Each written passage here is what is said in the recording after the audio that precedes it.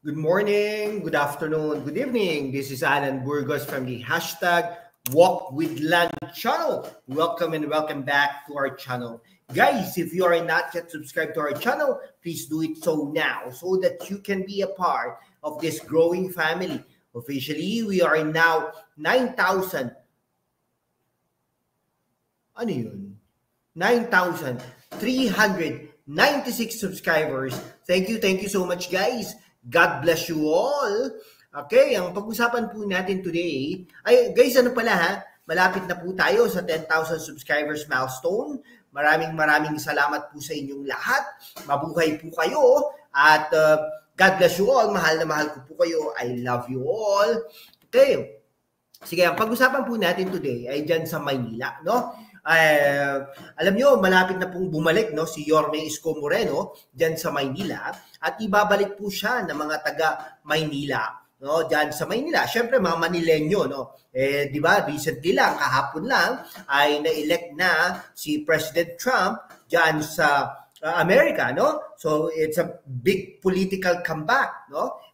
Si Yorme Isko Moreno din ay magka-comeback dyan sa Maynila upang ayusin ito. Okay? At saka di ba? Parang napahiya nga si Harris, kumbaga, no? Bakit ngayon pa lang, no? Sabik na ang mga Manileño, no? Ako din, sabik na ang buong bansa sa pagbabalik ng ating Yorme Isko Moreno at maging ang mamamayan ng ibang LGUs sa pagbabalik ni Yorme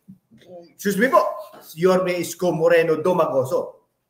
Sa mga post ng opponent ni Yorme Isko Moreno na si Ate Mayora Hani Lacuna, obvious na ang kanyang katakutan at pangamba na hindi na siya makakabalik sa Manila City Hall at hanggang Mayo na lang siya. At sureball nga, wika nga, ang pagbabalik na tinatawag nila na taksil na politika na alay na si Yorme Isko Moreno. At alam nyo, ito si Chua, Abante at saka si Valerio ay sana matalo upang hindi na sila makabalik sa posisyon, no? At para naman masuportahan ng maayos si Yorme Isko Moreno. Pero ayon nga kay Yorme, tatapos na ang pagkakaibigan kung ang nakataya na ay kapakanan ng mamamayan. Ang dami po kasing kapalpakan. Kitang-kita mo naman, di ba? Physically, kitang-kita mo ang kalokohan, kitang-kita mo ang karumihan, no? Talagang bakit halos sigurado na ang panalo ni Yorme Isko Moreno diyan sa Maynila sa Mayo 12, 2025 pa ang midterm elections.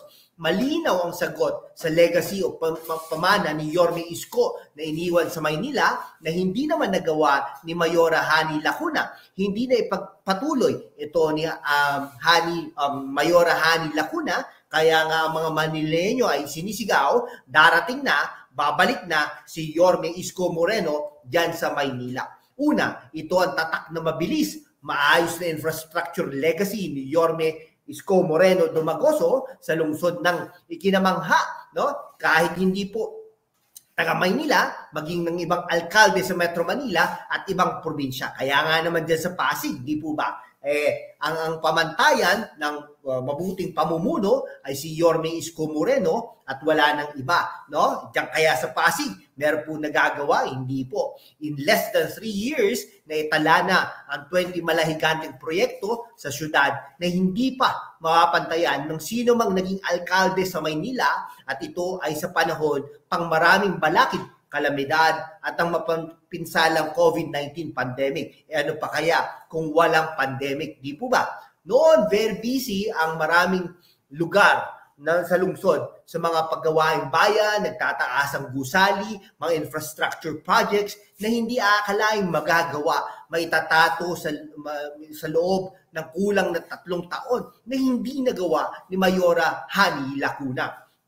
Monumentong hindi matitibag na ikinainggit ng mga kalaban ni Yorme Isko sa politika ay ang 10 palabag na bagong ospital ng Maynila na may helipad na para mas mabilis na paglipad at paglapag ng chopper na magdadala na mabilis sa paggamot sa pasyente. Di po ba?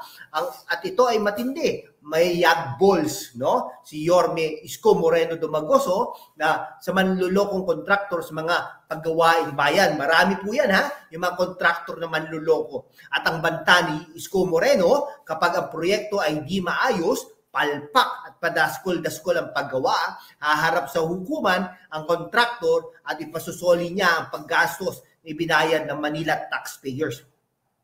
Sinong kontraktor? Sinong negosyante ang magnanais na magsoli ng bayad sa trabaho at may peligro pang makukulong at mailalagay sa blacklist sa mga negosyanteng di na makakasali pa sa bidding ng gobyerno? Mala Medical, Makati Medical Center ang bagong ospital ng Maynila na pinundohan ng 2.3 billion pesos na pinakinabangan ng mamamayan ng Manileño na hindi naman nagawa ni Mayora Hani Lacuna. May ganito bang proyekto si Mayora Hani Lacuna at Vice Mayor Yul Servo? Ay wala nga. At ang maraming modernong paaralan sa lungsod, mga katulad na pabahay sa mahihirap, ang 1520 Palapag na Condominium 1 at Condominium 1 sa Vitas Tondo na dati ay squatter area at katayan ng mga hayop sa Maynila. Sa kondo na ito sa Vitas, may swimming pool na, may fitness center pa, palaruan, saan ka pa. Ang mga dugyot ay nagtatamasa ng maalawang buhay gawa ng mga modernong pasilidad na wala sa ibang bayan at syudad sa bansa. Wala din yan sa Pasig City. At di lang yon, Mayora Hani, air condition ng mga classroom sa pinatayong eskwelahan, may basketball court, may gym at may roof deck na kay sarap doon na mag-relax ang mga estudyante at mga teacher at mga bisita. Nakakainggit, di po ba Mayora Hani Lacuna? Kasi wala kayong inatupag kundi mag-relax at isiping tama na, hindi na kayang dagdagan pa ang malahiganteng proyekto ni Yorme Isko Moreno Dabongoso. Kasi tama na yon sa Manileño. Wala kayong pangarap sa mga taga-Maynila. Sa panahon ng pandemya, ginawa ng mga proyektong ito sa panahong halos tumigil na ang ikot ng mundo ng Manileño. Pero sa panahon ni Isko Moreno Dumagoso, si Yorme, anong COVID, kailangan ay trabaho, hanap buhay, kailangan anuman ang problema, dapat ay umiikot ang gulong sa progreso ng Manileño. Sa mga unang araw ni Yorme Isko Moreno Dumagoso sa City Hall, inayos niya ang magulo, mabahong liwasang Bonifacio, ang Carriedo, ang Divisoria at ang mga problema sa vendors at negosyante. Nirapido niyang inayos pati ang trapiko at pinaruusan mga kotongero. No? Ang matandang Manila Zoo ay moderno na para sa zoo sa Singapore. Aywan kung malinis pa rin ang pinagandang Lagusnilad underpass. At nadagdagan ba ng Lacuna Administration ang mahigit ng 200 townhouses na itinayo para sa mga biktima ng sunog noon sa Tondo. Ang dating maruming park sa Hidden Garden sa Liwasang Bonifacio at sa Roseros Park na inayos ni Yorme Isko Moreno noong 2021, balita ay napabayaan na rin. Dinadayo pa nga ng mga lokal at dayuhan turista, mga parking ito na pinaganda ni Yorme Isko Moreno Dumagoso, wala na. At ang mga kanal sa tambakan ng dumi ng basura at ang mga barong-barong sa gilid ng Ilog Pasig at kahabaan ng estero ng tumutuloy sa Manila Bay, patuloy pa bang nababantayan at nililinis tulad noong si Yorme Isko Moreno pa ang nasa City Hall? Wala na. Balik daw sa dating mabahong simoy na dala ng iba't ibang uri ng basura, dumi at toxic ang mga lugar na nabanggit. Sa maraming dekada, ang relong Big Ben sa tuktok ng Manila City Hall ay naging pugad ng mga daga at mga insektong may dalang sakit sa tao. Pasyalan ito ngayon ha. May magandang kapehan na pwedeng mag-relax doon ang may mga nilalakad sa City Hall.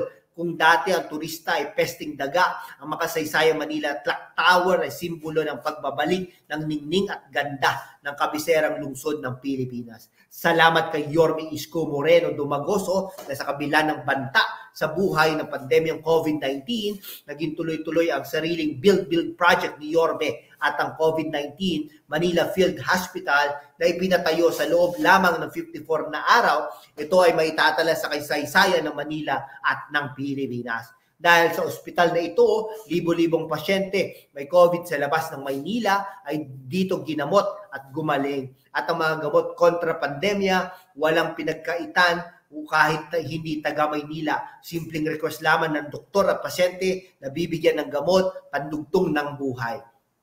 May naitayong pabahay mayroon sa San Sebastian, San Lazaro at Pedro Hill, vertical housing bukod pa sa condominiums, binondominium at Manila Zoo renovation.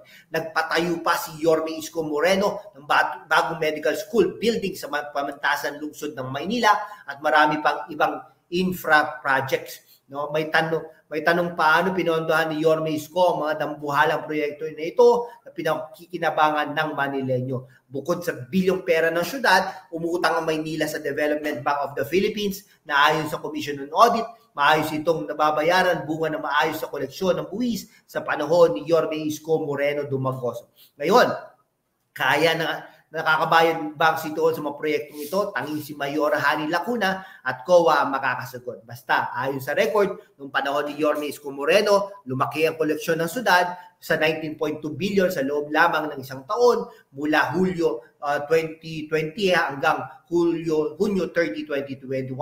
Malaking investment ang mga proyekto ng ito sa panahon ni Yorme Isko Moreno Dumagoso at hindi masasabing kalugihan tulad ng ikinakakalat ng kanyang mga kalaban na pinapangunahan ni Mayora Hani Lacuna.